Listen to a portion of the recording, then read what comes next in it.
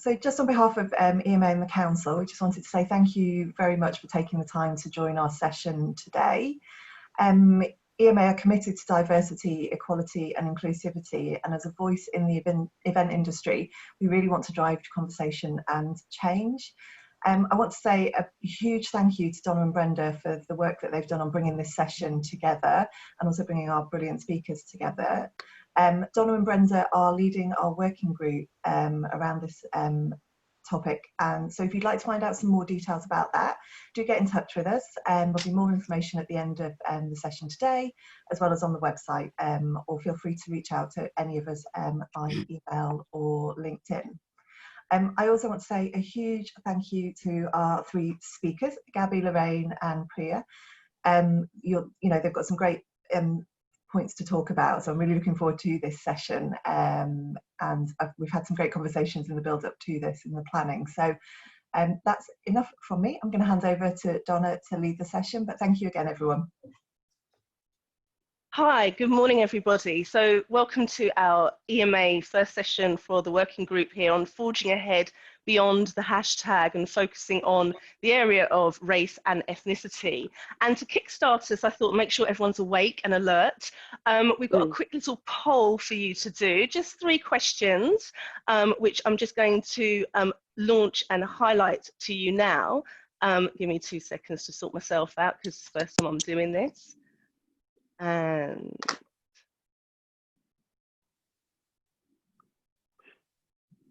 there we go. So you should see hopefully these 3 questions. The first question is, how confident are you at having a discussion regarding the area of race with your colleagues and peers at work? How informed do you feel on regarding the area of race and ethnicity within your workplace? And the last one is, how knowledgeable are you at what you can do within your current role and level to make an impact within the workplace? So I'm just going to launch that now and give you a few minutes to answer that. Each of the questions are rated and they are anonymous. We're not going to be judging you on this at all. It's really just an opportunity for us to gauge what, how you feel. Is everyone seeing that poll? Yes, thanks Donna. Don't be shy. I can see the questions, Donna, but can't see where to vote or poll. Oh. So you click on it. Yeah, click on the at the bottom. Square. Might be because you're logged in as a host. Okay, all right, yeah. You can tell us your answers later, we trust you. And we'll be sharing, well, we'll share some of those results in terms of the conversation later. I'll just give you a few more minutes to do that. Half of you have voted, don't be shy. Even our speakers. Oh, okay, yeah, I'll vote. And that's just going to help us be able to start the conversation. For anyone who's joining, we're just running a quick poll. Welcome along. This quick poll is made up of just 3 questions, just us to gauge the temperature of how you feel around the subject. It's completely anonymous, so don't feel we're going to judge you on it. And it's really an opportunity for us to be informed of what the groundwork is that we need to work on with that. So thank you for answering. I think we'll move on now. It will stay open whilst we are in the session also. So now I'd like to welcome our speakers formally. So thank you so much for joining us today. We have 3 speakers with us. Gabby is the co-founder of the Diversity Ally, and I'm just going to show you her details now. So if you wanted to, if it will let me, here we go. So if you want to connect with them, do take a screenshot. Lorraine Copes is the founder of BAME in Hospitality, and Priya Lorraine is from Event First Steps. So welcome and thank you very much for joining us today. We really, really appreciate it. Thanks for having us. Yeah. So I thought we'd kick off today with kind of demystifying some of the terms and things that are out there, because it's such a a new area for a lot of people. There's a lot of technical things out there, and we might even use those terms in what we're doing today, and I don't want people to feel scared. So if the panel could just help us kind of go through that, that would be fantastic. The first, I'm so sorry, I don't know why I did that, sorry. The first term that we're looking at is that of institutional, structural, and sort of systemic racism. Lorraine, what's your take on that particular term? Sure. So my understanding is that it's basically racism that's embedded into normal practice within society. So that could be the educational system, that could be politics, it's places of power. And I describe or use a real life example for me and my business. So within the hospitality sector, I think about 17.6% of that sector are Black, Asian, or other minorities. But in my 20 years within the sector, I am always the only person of colour in a boardroom. So there are people diverse in inverted commas, but there is a systemic problem with people of colour progressing within the sector. And that's a real example of it, really. Fantastic. So the next one that you probably have heard quite a lot about is white privilege and white supremacy. And in some ways, those terms can be a little bit off-putting because privilege makes you feel like if, you know, oh, I'm white, I've got the, why does someone think I'm privileged? I've had to work hard, I've had to do things, I've had to struggle. You might feel as a female that you've encountered disadvantage or discrimination in your life, and quite rightly so, you may well have. But white privilege is that at no time as a white person would race be something that would put you at a disadvantage before you've even entered a room. And that's what it's about. It's about being structured because of the structural, systemic, and institutional confines that we have in our society with race, that being white puts you one step ahead before you've even started the game.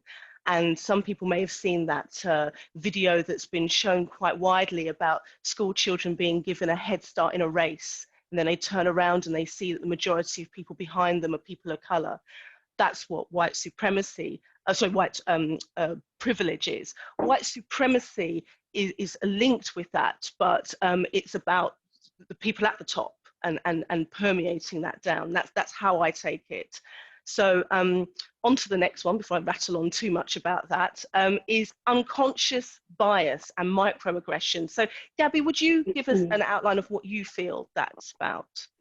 Yeah, so unconscious biases are underlying attitudes and stereotypes against certain individuals or groups of people. And this can affect the way that we understand or engage with these groups or individuals. And it's quite normal to have biases, and obviously it being unconscious, most of the time you don't necessarily realise that this is the way you're feeling or behave towards that individual or group. Fantastic. And finally, allyship, and also sort of being anti-racist. What does that all mean? Priya, would you like to give your take on those terms? Yeah, of course. So to me, an ally is someone who recognises their privilege and makes the commitment to work in solidarity with people from oppressed groups. So that, in this case, race, but also things like gender, able-bodiedness, and takes actions to support them in their struggle for justice and equality. I think it's worth noting that there is a big difference between a performative ally and an authentic one. So a performative one will be someone or a company that jumps on the bandwagon or puts out a statement because it's like, it makes them look good. It's sort of in the wider sort of media. Whereas we're here to sort of encourage the authentic ones, that people that are developing the anti-racist work for the long term. Fantastic. Now, all of those. I had another one, Donna. Is that all right? Of course. Cool. Yes. Okay, I'm just going to interrupt you. Apologies. There's another thing as well that can happen quite often in friendship groups or in the workplace, and that is microaggressions. So microaggression is kind of an action or something that you say that can affect someone's self-esteem or self-belief, and this can be done unconsciously or consciously to do that. And so, for example, an example of a microaggression might be, oh, you speak really well, or you're so articulate, bracket for a person of colour. Or even something as simple as, for example, me and Priya have been confused before. I'm Black Caribbean, so half Jamaican, half English. My name's Gabby, that's Priya. But often, because I might look like perhaps I come from India, people have mistaken me for Priya. So I think that, you know, that's not obviously like an aggressive thing to do, but it does undermine the person and feel like they're not recognised as an individual, and that they're kind of classed or grouped into just like a group of people of colour. So, you know, it's not difficult to try and learn people's names and remember people's names, because it does affect people's identity. So it's a nice thing to be aware of, I think.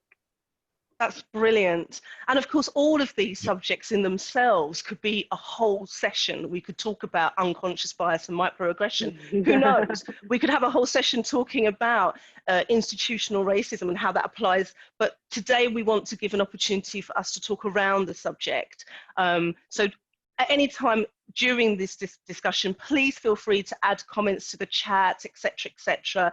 That way, we'll be able to engage a lot more with you and really make the flow of conversation. One, you will hear about these great people in our industry, these guys who are speaking with us today about what we can do to effect change. And that's really what this session is all about. But my first question to all of you is why is this so important and a priority right now? You know, if this has been happening, why is there a focus, and why would it be relevant to me as an event planner? Many of us work within big organizations where there's an HR department, or there's a D&I or a DEI specialist, that's a diversity and inclusion or diversity, equity and inclusion team. Would you want to give your take on that? Anybody? I think it's always been important. It will always be a priority. I think perhaps it has fallen on the wayside until recently with events happening over in America. I do think that what started off as performative allyship is now turning into a bit more authentic, because people are doing the reading, doing the learning about it. And I think from now, and I think it should be relevant to companies and to employees within in the workplace, because, you know, a diverse workforce is a productive workforce. It brings in, I mean, there's so many research pieces out there that says a diverse workforce brings in higher profits, higher productivity. And I think it should be up to all of us. And I think if you're in a position, if you're in a senior management position, and I know we're going to move on to like company culture in a bit, but you need to be able to create that culture in your company. I think just echoing what Priya said, this is something that obviously has always been important. It's a topic of discussion. I can't think of a week in my life that it hasn't been a topic of discussion, especially for me with my Black or Asian friends. I think what we've seen with June was more of a white awakening that there is a big problem here. And yeah, I think that it really is unfortunate it's taken something so horrific to bring that awakening. But I really do think it's what happens from here onwards that is really important. And you know, setting up this group is a stepping stone for sure. Fantastic. And Gabby, do you have anything to add on, you know, in terms of how is it relevant to someone in the events industry, specifically when we're working in a department where it could be seen as someone else, could be, that's their responsibility in a way? You know, it's really everybody's responsibility. The same way we look after other protected groups, whether that's people with disabilities, LGBTQ groups, you know, the same way that they're also a priority, people of colour also need to be a priority in this. And this is, you know, this has always been a priority for Black people and people of colour. It's not all of a sudden been a priority. It's just now that, thankfully, we're being given a voice and we're having these discussions, you know, and it's relevant in the workplace because a diverse experience and a diverse range of people in a business can only bring positive change and positive actions and positive experiences for everybody. And if you're in events, you should be wanting to include as many people as possible within that, whether that's your attendees or your colleagues. That's what events are kind of all about. It's about bringing people together and sharing information or common interests. So I do think it's important to gain an understanding of other cultures, other ways of being, and being able to work with different groups and different types of people. Yeah, so I think that's incredibly important. It just always makes me kind of like interested that we're so innovative. And, you know, I'm not saying everybody in here loves to travel, but most of us do love to travel and experience other cultures and are interested in other cultures and interested in other people in our free time. But then when it comes to the workplace, a little protective thing starts happening where we feel like, oh, if we start giving away power, then we're going to lose all of our power. And it's not. It's about sharing the power together so that we can all rise up together, is my belief. So if we look at the poll that we just had, it's quite interesting that about a quarter of the people who responded don't really feel that comfortable to broach this subject, and most people are quite neutral around it. So there is that sense of how do we really create a culture within our companies and our teams for the free dialogue and the conversations around race, knowing that most people or a large proportion of people don't feel comfortable about talking about this subject. What's your take on that, Priya? So I think in the first instance, the fact that the poll has resulted in maybe like a quarter of the people feeling comfortable, I think there is a gap between what senior leaders think are happening on the ground and what employees are actually saying. And I think, you know, in order to bridge that, we need, obviously this is a gap that needs to be filled. Employees care about workplace culture because it helps them thrive. And obviously younger generations are citing company culture as a means of scoring a company in terms of looking for new opportunities. So in order to create company culture, I think companies should have three main things, and that's bold leadership, comprehensive action, and an empowering environment. And what I mean by that is, like, with the leadership, you need to have a diverse leadership team that can clarify the values, set clear expectations and goals to maintain zero tolerance to racism and building a more inclusive culture. This should be a priority. It shouldn't be something that's, you know, left, you know, oh, we'll do it tomorrow, and then it never gets around to being done. And this obviously, you know, liaising with your HR departments or an external DEI team and get these policies in place. And then from that, with the action, you need to, from these thorough policies, and you put them in place and you make sure they're available and visible to everyone in the company at all levels. So from your senior boards of directors and filtered through to your cleaners, or, you know, so basically the whole company is aware of what the policy is. And then I think from that as well, from an action point of view, your external messages as a company should reflect the messages that you're saying internally as well, in order to, you know, ascertain that commitment and to affirm that commitment. And then sort of from that, I think you need to have this empowering environment where people actually feel comfortable to have these conversations. Because I know for a very long time, having open discussions about race would have been quite a taboo subject. We're at a position now where we can actually have these conversations and conversations like this. And I think we need to talk about experiences that people of colour face if we're actually going to make any changes, have these uncomfortable and difficult conversations with the hope that these uncomfortable conversations become more comfortable in the sense of the openness. The company should build like a culture of trust and respect, and I think those are two very important factors, but not only to receive the information but to share information as well, so from both sides.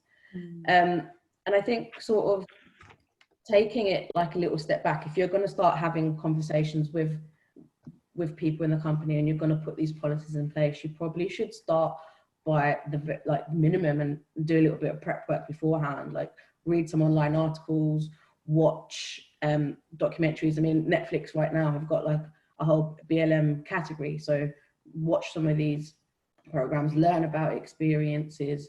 And I think it's also very important to point out as well that you can't assume authority on racism, and you can't acknowledge that you have all the answers. And I think that is relevant to people of all races, because it's all, we're only experts in our own personal experiences. So for example, what Gabby may have experienced will be very different to what I've experienced, but that doesn't mean one of us is right or wrong. It's just, it's our own personal experiences. And I think that needs to be honed in. And Gabby, Lorraine, what are your thoughts on this? I thought Priya covered it really well there, actually.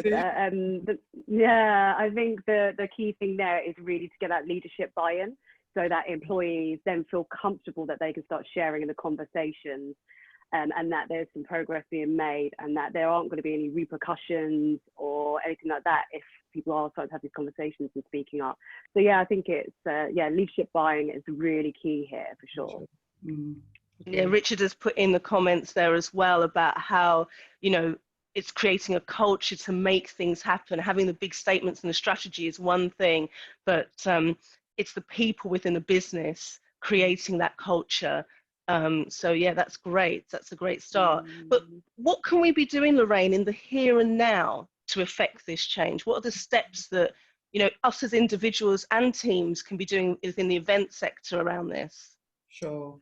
I mean, you know, and this is a question I've been asked on quite a few occasions in panels, and I'd say this, you know, as a Black British woman born in the UK into a system that exists, I certainly don't understand it or have the answers on how to completely remove those systemic barriers.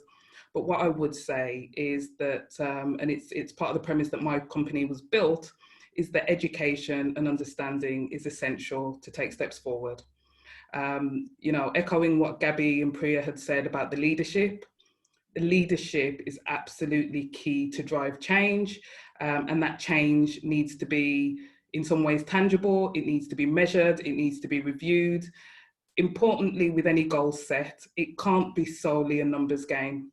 And actually, you know, even to the point of the name of my company, the BAME community and not a homogenized group of people, it needs to be looked at on an ethnicity by ethnicity basis. And it needs to be looked at not only from a percentage target or goal, but also from a feeling perspective as well. Because what I've seen implemented in a lot of very big organizations with D&I strategies is they've got a percentage aim, they hit that percentage, but the Black and Asian and other minorities don't stay very long because they don't feel as though they belong. And so the inclusion and belonging arm of diversity and inclusion, I think, is even more important than the diversity itself, because as I said about my sector, almost 18% are from a Black, Asian or other minority background, yet whether in middle management or senior management or exec or board, I look to my left and right and there are no other Black or Asian people in that room. Absolutely. Can I just add to that? And I think in terms of affecting change is having uncomfortable conversations, joining panels like this, listening to people in your office, in your workspace, in your industries, hear their experiences, listen, not don't overshadow people when they're talking to you about their experiences. And I think it's very important, and I know you touched upon this, Donna, earlier about white privilege, and I think it's very important to understand your white privilege, but understand that accepting your white privilege doesn't make you a racist. And I think some people can get quite defensive about that if they're called out on it. And I think you need to understand that by accepting your privilege gives you an opportunity to uplift your Black colleagues and your colleagues of color, you know, and using that to help make the change. And I think, you know, you can then use that to become a better ally in the workplace as well. Sort of learning from your colleagues, learning from the experiences they have faced, you know, stepping out of your comfort zone, calling out the microaggressions that you see in the workplace. And, you know, it could simply be like, you know, stepping aside on a panel to give voices to someone, a person of color who you know would be a better speak. And I know we can talk about panel discussions, and that could be a whole different session. But I think, you know, change isn't going to happen unless action happens. Mm-hmm. Many of our people on this call won't necessarily be running a team, won't necessarily feel perhaps that they have the ability to speak in that way, or the confidence. If you're very new to the sector, maybe you've just got your first job in this big corporate team and you don't want to rock the boat.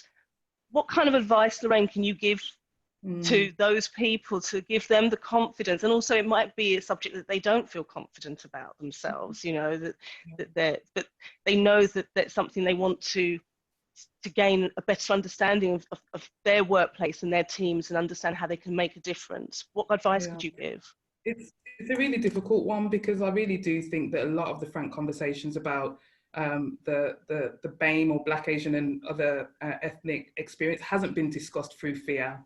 You know, people of colour, just starting there, have often felt that if they speak out, it could jeopardise their career progression.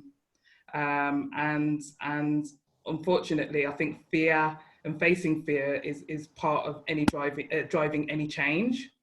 I think that in this day and age, with the world of resources that we do have, in that books or the internet, there are always active ways and solutions on how people can make small changes without possibly jeopardizing their personal career.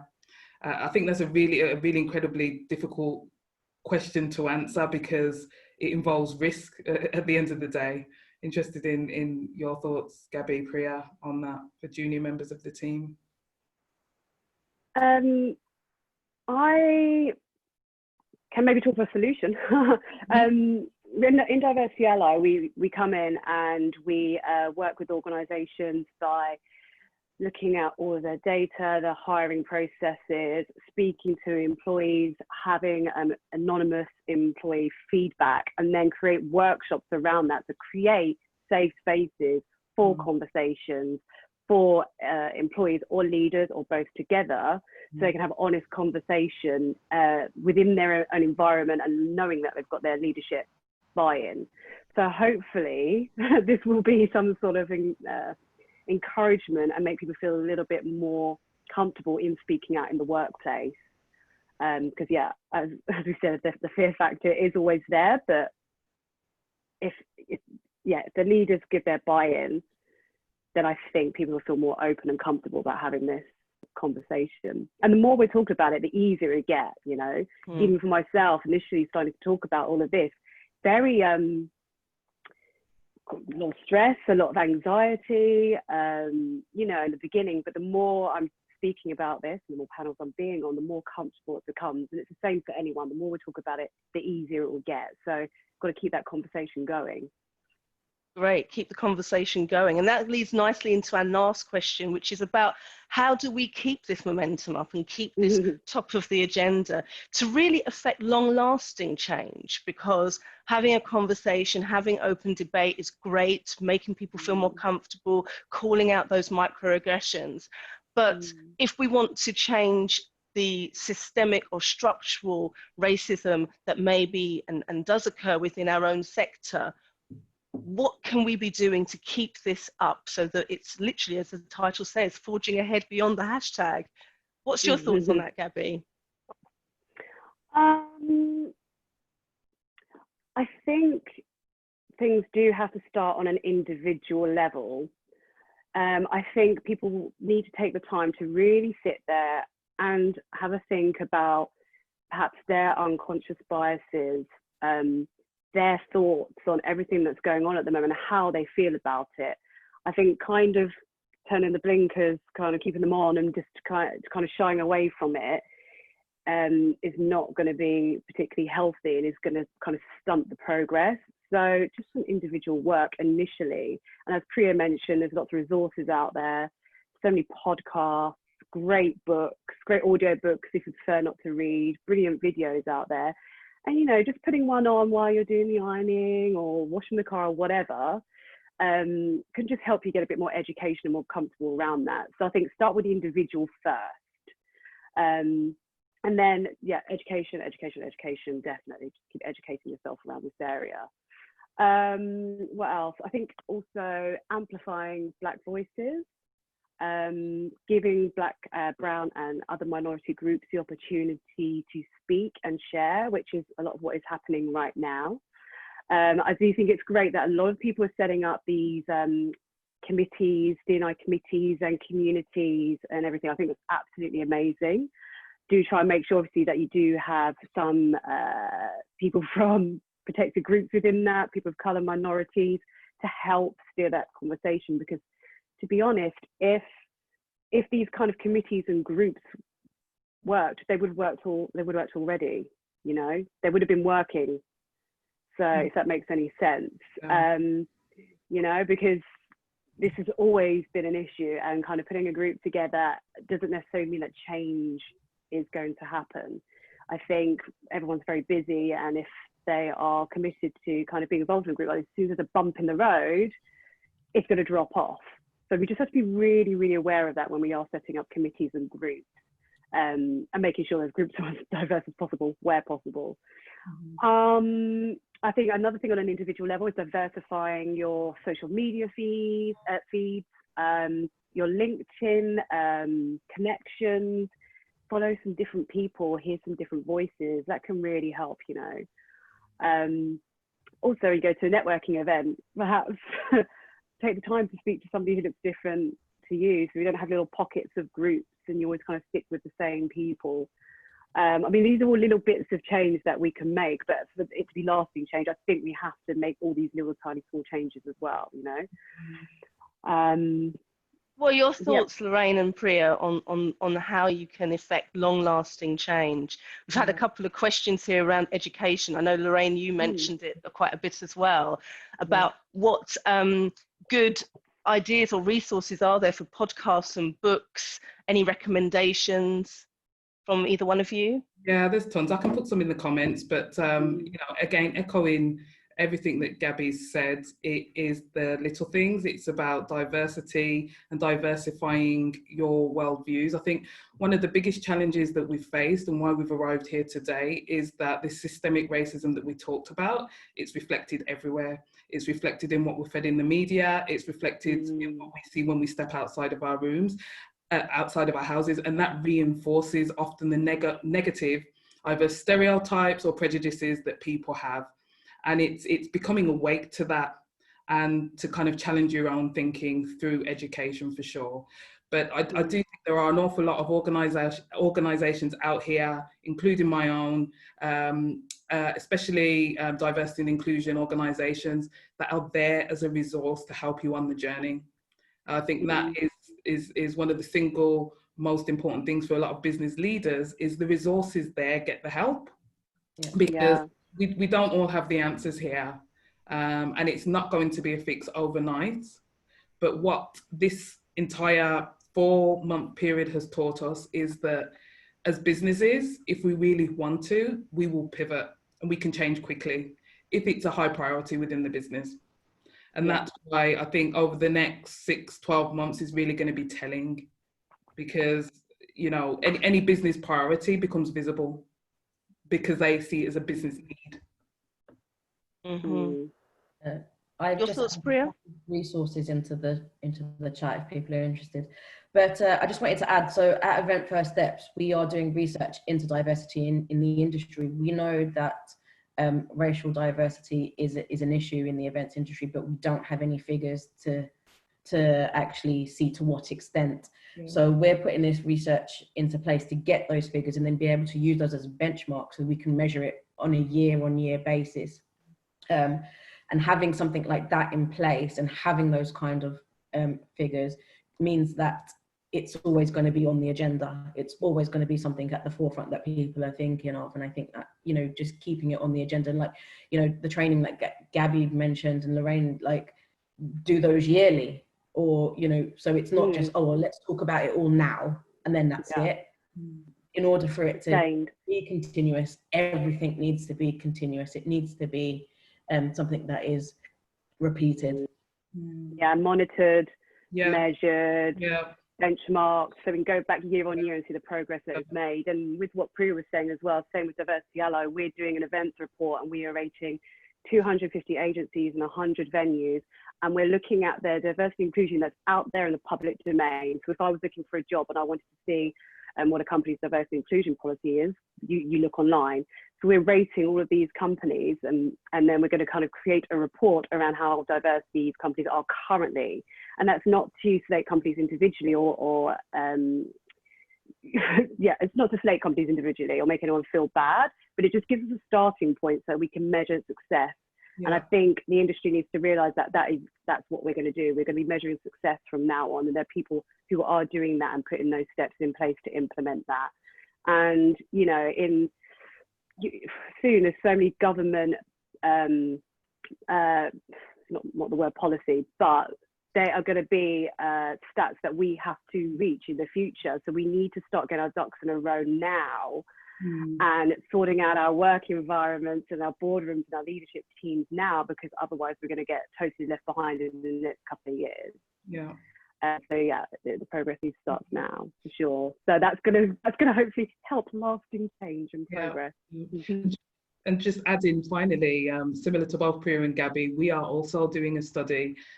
So as BAME Hospitality, we have a community within the sector, but we're actually putting out a public poll to 1,000 people working within the sector, because we want to take a temperature check of the experience of Black, Asian and other minorities within the sector.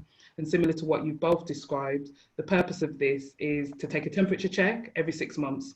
To understand where we are here and now versus where we hopefully end up moving towards, with a lot of the great work that a number of people within our sector are currently carrying out. And I think, to both your points and to echo, absolutely being able to measure change is really essential. And I'm really looking forward to not only having the stats, but being able to use the meaningful data to support conversations, because also often, especially when you have conversations with CEOs and managing directors, whilst they understand feeling, they want to see the stats too. Yeah, we've got loads of stats on our website, by the way, diversityally.co.uk. Go to Insights. We've got loads of brilliant stats around how having a diverse and inclusive workforce will improve the bottom line as well as improve the culture. Yeah. So cool. I think it would be great as well, with so many of these happening, for us to collaborate as an event sector. Obviously, this particular audience is quite specific within the corporate world, so they sit within a much wider demographic that, you could people here from law firms or associations and things like that, as opposed to people who are working specifically within a hotel or within an events agency and so forth. Of course, we've all potentially worked in different platforms, and it doesn't mean to say that the issue of race and ethnicity is that much different, but it is a little bit different. And I think understanding those complexities, and certainly that's some of the work that we would like to do at EMA specifically for our members, and hearing from our members. You've been very quiet this morning, perhaps it's a lot to take in, but please, if you've got any questions for us, and even if the questions aren't today, maybe you think back on it over the week, you can always pop us an email. Some of you are on the WhatsApp group, and we've got our discussion panel piece. If you want to make it anonymous and just have a very open conversation, I'm sure that the panelists and myself and the team here will be happy to answer those questions, because it's a big subject for us. And it's a lot to pack into a 45-minute session. Before we have our closing remarks, I did create a second poll just to do that same thing, that temperature check. So let me just see about relaunching the poll. Hold on. I'll just add something while you're relaunching, Donna. Even though obviously we all come from different sectors of the events community, events industry, at the end of the day, we're all part of the same supply chain. So even our corporates here, they're booking different venues, different suppliers. So we're all still linked and connected in some way, So that data and that reporting will be relevant to everybody. Perfect. So I have launched the poll now. So it would be good to know, first of all, are you now considering, or have you started already talking to your colleagues and peers at work if you don't know the answer, then that's fine. You don't know, you're still making your mind up, but it would be good to know what people are thinking right now. And also to know, do you want to learn more? We're making an assumption that everybody here does, but it may be that this isn't of interest to you, and it's useful for us as a EMA to know that, about what steps you want to do. And how important is the area of diversity, equity and inclusion to you and your profession, so that we can gauge, you know, the temperature for us as a member group. We make a bit of assumptions there, so feel free to answer that. And whilst the team and the members are answering those questions, any other closing remarks from Lorraine or Priya also?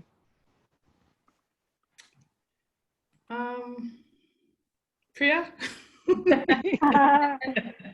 I just want to sort of add, like, yes, there are a lot of conversations happening now. There are panels talking about racism and race, but and while yes, this is great that we're having these conversations, but we need to make sure we are continuing to have these conversations. Maybe, you know, the EMA would like to put on another conversation like this in like 6 months' time, and then just see what the different results in the polls are, even, and just, you know, giving people time to actually go and do the reading, the watching, and then see what, if there has been sort of any changes in opinions. And I think, you know, and I think the ladies touched on it earlier, like having these conversations, yes, whilst they are uncomfortable now, we need to get to the stage where they become comfortable conversations to have, to affect the change. Yeah, I agree. I think it's been wonderfully covered by Priya and Gabby, so I just echo both sentiments. No, I really agree. And obviously, you know, thank you so much, panel, and thank you everybody this morning for joining us. It is really important to reach out to our groups that are out there. We chose these 3 speakers specifically because they are not only industry experts and obviously have a personal insight into their own experiences of working within the sector as regarding race and ethnicity, but also because of the programs and initiatives that they have set up and are running. And I wanted to give everybody the opportunity to get your details, to link in with you, start the conversation, talk about this session today. You know, so we have got their contact details up here. Gabby, if you'd like to start and just give an outline of your program and what you're doing. Sure. So Diversity Ally, myself and my co-founder Ashanti set this up, you know, a few weeks ago, but we are both event professionals, and we've both actually been in the D&I space for a long time. We're doing a lot of work off our own backs alongside our other jobs, so it's always been incredibly important to us. And our idea is that we want to support the events, MICE hospitality industry on their journey to becoming more diverse and inclusive, and supporting their teams, leaders, HR teams with that. So we audit businesses, gain as much information, gather as much information as we can, speak to employees and leaders in person, do anonymous polls, etc., to create solutions and then a roadmap where we support those organisations on their journey for the next year to become more diverse and also inclusive. So yeah, that's what we do. We deliver workshops. So maybe we might deliver a workshop around hiring and recruitment, how to do that, and also around company culture, around leadership and employees. But we use the data that we find to see where your weak and your blind spots are, and then tailor those workshops around that so you really get what you need. And you can find free resources and things like that as well on our website. We've got a new podcast, we have a resource hub, we're always posting loads of information on LinkedIn. And also we're just happy to talk. You can just pop us an email, something like that, pop us a phone call, and we can have a bit of a chat with you. We're just here to support the industry really, because we love it. And we love the people in it. Fantastic. And next up is Lorraine from BAME in hospitality. So Lorraine, if you want to give an overview of what you've been up to, really. Sure. So I've worked within the sector and within the procurement and supply chain field for almost 20 years. I still do. And BAME in Hospitality is a non-for-profit organisation designed to do 2 things. The first is around upskilling BAME within hospitality, and that's with the provision of mentorship, coaching, and other learning and development tools. And the second is we have a number of corporate partners, and we basically take them on a journey of learning and understanding. And so we host masterclasses, webinars, we share newsletters with them to keep so that they are kept up to speed with all the kind of latest and relevant either publications or information all relating to diversity and inclusion. And we have a lot of networking events as well. So the under or overarching purpose of the business is to connect our communities, and our communities are both our members and our corporate partners. It's to inspire our members, it's to empower them, and it's also to collaborate as well. And yeah, so this business has been set up since last November, but we diversified our model about 3 months ago when we really just started to rethink how we make maximum impact within the sector. Fantastic. And finally, but most importantly also, is Priya and from Event First Steps. Hi, so yeah, so Event First Steps is an industry initiative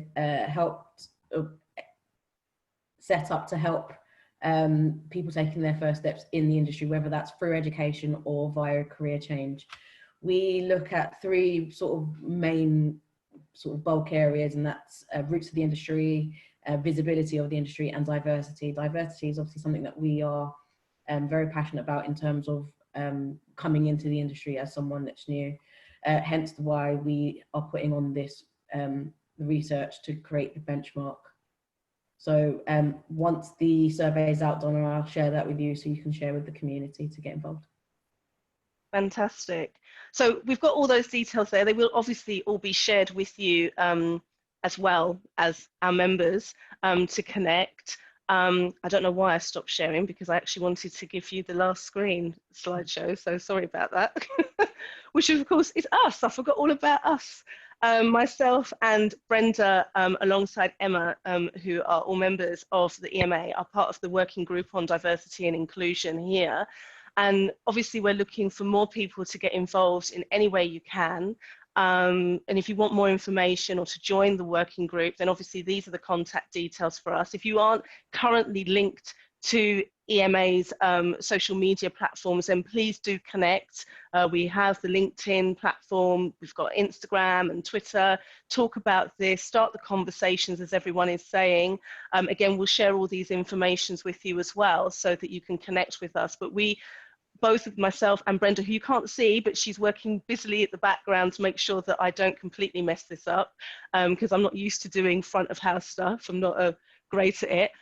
But both of us are working on this to really help you as members and our community to broach this subject, to start effecting change. And so we want ideas from all of you.